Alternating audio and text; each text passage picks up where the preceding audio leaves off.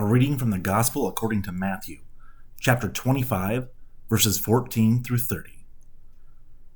For it is as if a man, going on a journey, summoned his slaves and entrusted his property to them. To one he gave 5 talents, to another 2, to another 1, to each according to his ability. Then he went away. The one who had received the 5 talents went off at once and traded with them, and made 5 more talents. In the same way, the one who had made 2 talents made 2 more talents. But the one who had received the 1 talent went off and dug a hole in the ground and hid his master's money. After a long time, the master of those slaves came and settled accounts with them. Then the one who had received the 5 talents came forward, bringing 5 more talents, saying, Master, you handed over to me 5 talents. See, I have made 5 more talents. His master said to him, Well done, good and trustworthy slave. You have been trustworthy in a few things. I will put you in charge of many things. Enter into the joy of your master. And the one with 2 talents came forward and saying, Master, you handed over to me 2 talents. See, I have made 2 more talents. His master said to him, Well done, good and trustworthy slave. You have been trustworthy in a few things. I will put you in charge of many things. Enter into the joy of your master. Then the one who had received 1 talent also came forward, saying, Master, I knew that you were a harsh man, reaping where you did not sow, gathering where you did not scatter seed. So I was afraid and went and hid your talent in the ground. Here, you have what is yours. But the master replied, You wicked and lazy slave, you knew, did you, that I reap where I did not sow and gather where I did not scatter? Then you ought to have invested my money with the bankers, and on my return I would have received what was my own with interest. So take the talent from him and give it to the one with the 10 talents. For to those who have, more will be given, and they will have an abundance. But from those who have nothing, even what they have will be taken away. As for this worthless slave, throw him into the outer darkness, where there will be weeping and gnashing of teeth. This is the gospel of our Lord. Thanks be to God. Do you have a special talent? One of my favorite movies is about a group of guys and one gal who have special talents. It's a great movie by the name of Mystery Men. Now, when I say great, I mean awful. This movie came out when I was a senior in high school, and I went to it with my high school sweetheart. We've been dating for over a year, and it was an empty theater. And while the previews were playing, my good friend Jeff came in with a girl he had just started dating. So they came and they sat next to us, and Jeff and I laughed through the whole thing. The girls just spent the entire movie going, oh. It was probably no coincidence that within a month, Jeff and I were single. But still, I will stand by that movie as being one of my favorites, even if it is terrible. But like I said, it's about a group of misfits with special talents. Their leader is played by the amazing William H. Macy, a hero called the Shoveler. His talent? He shovels. He shovels well. Ben Stiller plays a character whose special talent is he claims he's powered by his boundless rage, but his boundless rage comes out as passive-aggressive annoyance at everyday activities. But the greatest of the superpowers in this group, the greatest of the talents, was a young man who turned invisible when nobody was watching. Sure enough, true to form in this type of movie, all of these misfits with their special talents find a very ultra-specific scenario in which their talents save the day. The shoveler fights off bad guys with his shoveler. The annoyed guy ends up getting truly angry. And eventually, there's a situation where there's a door guarded by a robotic laser, and when nobody looks, the boy turns invisible and saves the day. Now, we're talking today about the parable of the talents, and this is a very different type of talent. But in order for you to live in to this parable, I want you to start thinking about those special talents, those special parts of you that really define who you are, that you may not think of as super or super talented. So let's kind of get into it. Quick reminder, this is our second part in our Matthew 25 series. The first part we talked about last week about the parable of the bridesmaids. And again, I want to plant this seed of preparation for you to think about the whole point of Matthew 25. Like we talked about last week, the whole point of Matthew 25 is for us to figure out who we are as Christians and where to look for God present in the world. So, the parable of the talents. There's a master who's going to go away, and he gives his servants A whole bunch of money. Some translations will say a valuable coin. Most translations will say talents. That's why it's the parable of the talents. To put that in perspective, 1 talent is worth 20 years of wages. 20 years. And of course, that's the average laborer. So these servants had never seen that amount of money in their entire life. They've never seen 1 talent in one time, in one place. So the first servant, he gets 5.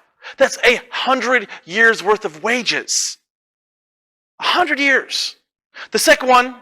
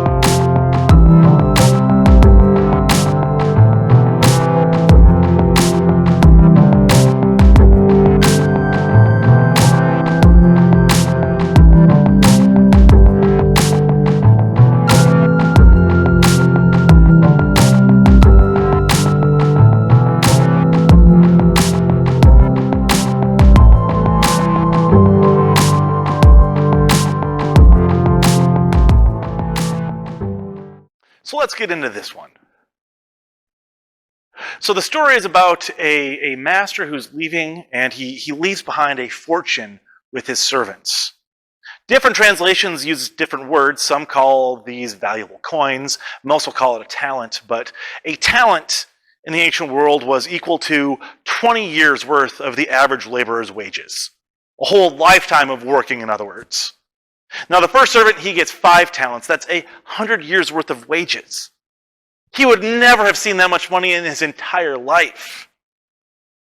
The average household in the United States right now brings in about $50,000 a year. So could you imagine sitting there with $5 million just plopped in your lap? Man, I hope that math is right. You don't have to be good at math to be a pastor. Then the next one, he gets 2 talents, which would be about $100,000 in today's money. And the last one, he gets 1 talent. And the master goes away, and while he's gone, some of the servants go to work. The first 2 double their money, and the last one, he digs a hole and he buries it. Now, it's important for us to kind of dive into the traditional understandings of this passage. A lot of times, this is seen as prosperity gospel. If you have faith in God, God will reward you. God will reward you abundantly. God will give you money. If you give money to the church, if you do stuff for the church, God will financially reward you. And again, all gospel, all prosperity gospel, all seed gospel, whatever you want to call it, always bad theology. Again, this is a parable. The master in this parable is God. The servant in this parable is obviously his servants. How they respond is really the core of what we need to talk about. So, of course, God gives all of us not financial talents, but God gives us all gifts and opportunities. We are all born into certain situations. We are all born into certain gifts. We can all do certain things. Paul, in his letters, he describes it as being parts of the body. We are all called to be a part of the church. Some are the heads, some are the feet, but you know what? You can't get the job done without this or that. So we look to the first guy and see that he goes out and he doubles his money, and we think like, wow, that guy was a very talented guy. That in order to double the money, it requires a vast skill set. This guy would be like the Bill Gateses or the Jeff Bezoses of our world. If he can go through and take that much money, 100 years worth of wages, and double it in a short period of time, man, that takes some skills. But God treats him and the next servant with equal praise. It wasn't how much they made. That becomes abundantly apparent when he gets to the last one, and the last one accuses the master of being a very vicious and lazy master. Like, oh, you take what isn't yours, you don't work, you just take the benefits of my work. And the master leans into it and says, yeah, you're right. And since I'm that type of master and you knew I was that type of master, you should have at least invested this with the bankers. Now, real quick, putting Matthew 25 back in the context. This is at the end of Jesus' ministry. This would be Holy Week. The day before, he was at the front of the temple gates and he whipped and beat the money changers. So, Jesus does not have a very high opinion of those type of people. And here in this parable, the master's saying it's better to invest with those people than just sit on it. So again, the traditional understanding of this parable, and again, there's value in our tradition, is that we are to use our gifts for God. That any talents, any passions, any abilities we may have, we're supposed to use them. We can't just sit back and assume that others will do it for us, that, his one talent, even if he doubled it, it was 2. That's nothing compared to the 10 talents and the 4 talents the other 2 guys made. No, it's all about engaging, using the gifts that God gave us for the betterment of his kingdom. There's a lot of value in that. I'm not going to disagree with that for 1 second. But again, Matthew 25 is about who we are as Christians. And I think that's an important thing for us to talk about.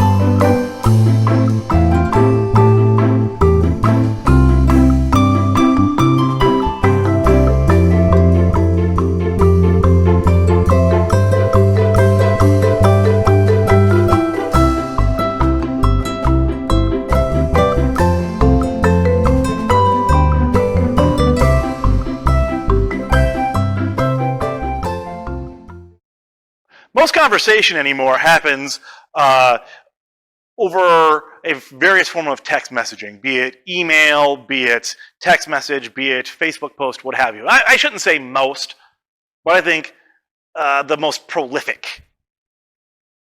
We get what people write down. And you know what? We miss a lot of context when people write stuff down. We miss facial cues. We miss voice cues. We miss, the eye rolls. We miss the cringes. We miss all of that information. And you know what? We've been missing that for a long time because all we've had for the past 2,000 years almost is just the written version of the Bible. Matthew, he probably shared his story, and when he went through and he told the story of the parables, he probably got into it in classic storyteller fashion and really made a lot of his points more obvious through the storytelling. But we don't get a lot of that. So it's important to remember that what's written down is missing a lot of cues to help us figure out what's going on here.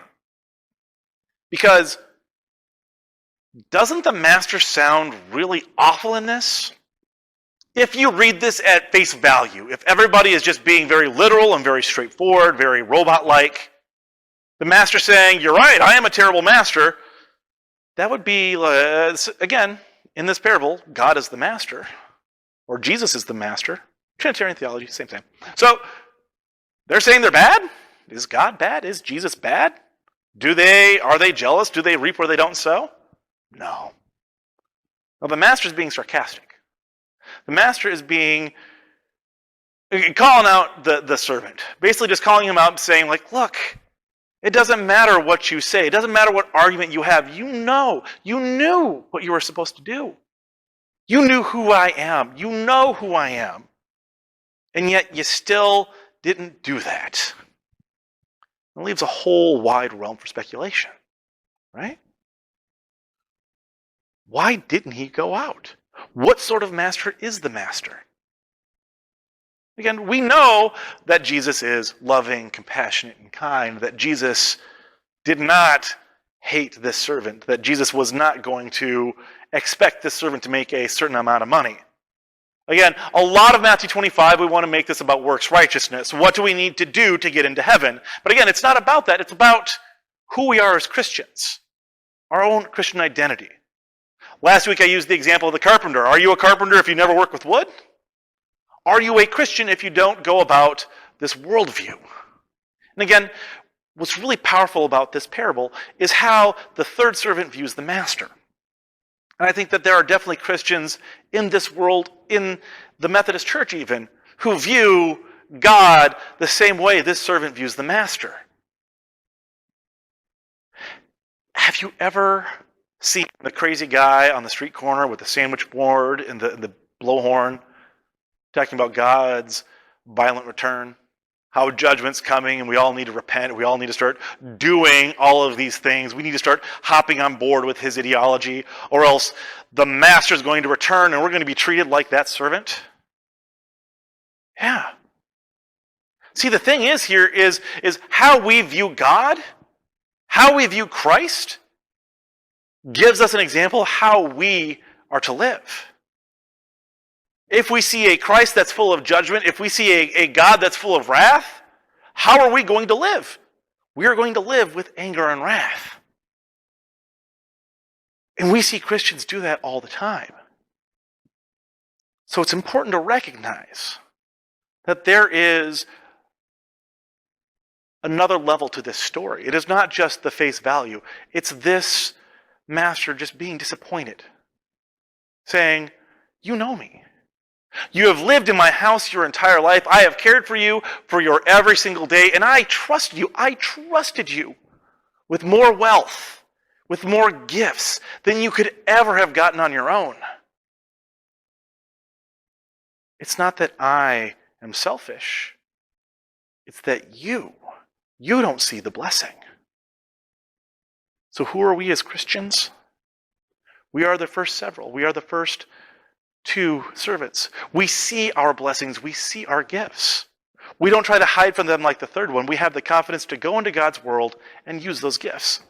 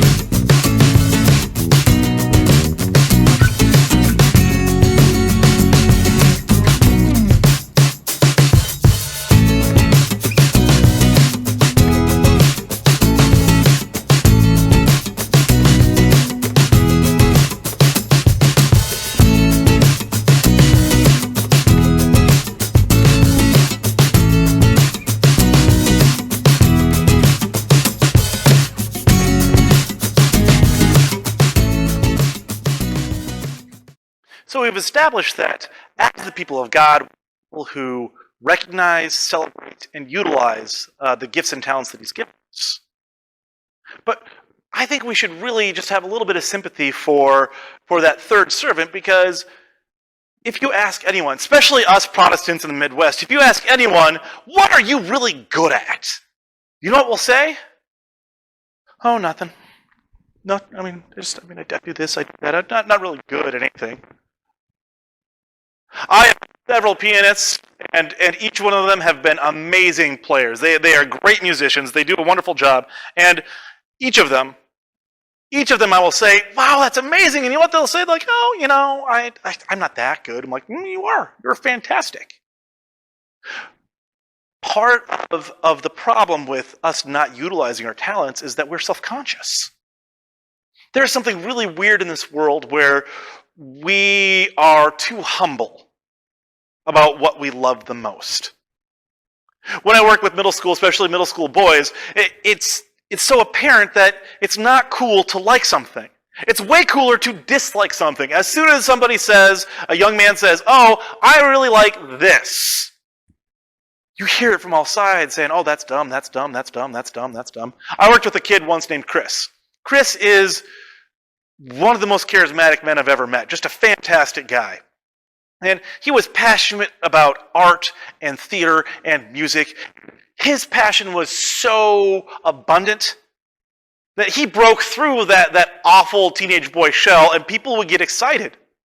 He would come in and he'd be like, oh, hey, have you heard about this crazy musical? And I'm not that into musicals, but even I would start getting caught up onto this new passion he found. You see, that is what God is calling us to do. To lean into that stuff we already love. We don't have to look at our lives and say, oh, I have to practice and become a professional. I have to go through and spend my 10,000 hours of deliberate practice so that way I can be top of my field, so that way I can finally confess that I have a talent. No, God is saying that I put a love and passion in your heart. I put something in your heart that you value and that you enjoy and that you are excited about. Those are your talents. Our calling is to go out and spread those talents, to get other people to love it too, to ignite that flame, that excitement, so other people join us in our passions. Think about the ministries that are active in the church, or at least have been active in the church for the past 40, 50, 60 years. Every single church has a sewing group. Every single one. I was even in one church where they kicked the youth out of the youth room to make room for their sewing circle. Now, in their defense, there were 3 times as many sewing ladies as there were youth coming, but that's the level of passion that those ladies have about their sewing and their quilting, and I know they're not the same, but I don't do that, so I lump them together. Is there anything biblical about that?